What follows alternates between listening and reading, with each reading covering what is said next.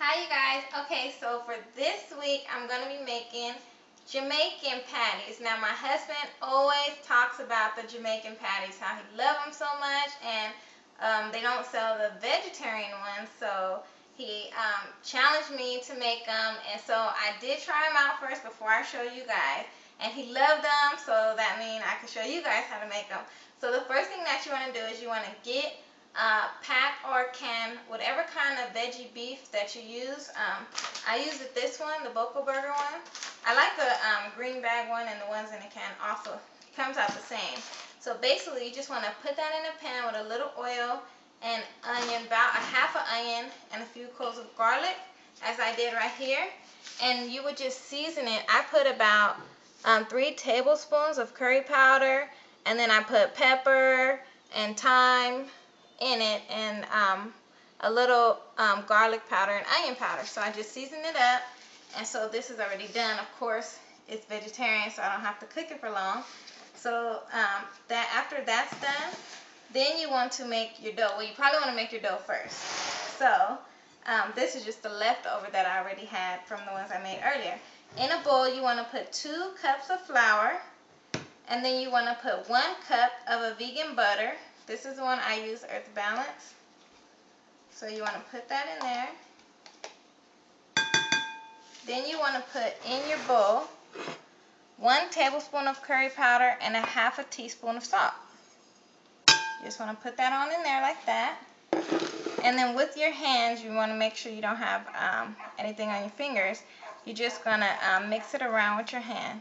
And then it will become a dough. Once you get the butter all the way mixed up to its crumbs, then you will add in like a little less than 1/4 of a cup of water. You will start off with that. At the most, you will use 1/4 cup of water just till it gets to a soft dough. So I'm going to go ahead and mix this around, and then I'll put my water in and I'll show you what it looks like. Hey you guys, as I forgot to mention, it does need to be spicy, so I did put in the meat. I put about 1 tablespoon of curry powder. So you could chop up a chili pepper if you want, but I just used the curry powder. And so this is what my dough looks like, and it should be almost like a clay dough.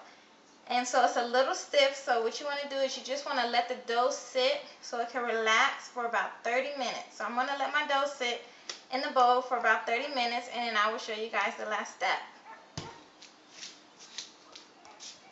Hi you guys. Okay, so as you will tell with your dough, it will be nice and soft, kind of like clay dough. So what you want to do is you want to just break it up in pieces, the size that you want. My husband likes his pretty big, so I'm going to make him 4 of them. Like that. And then you just want to roll it in a ball. And then I'm going to give it a little shape.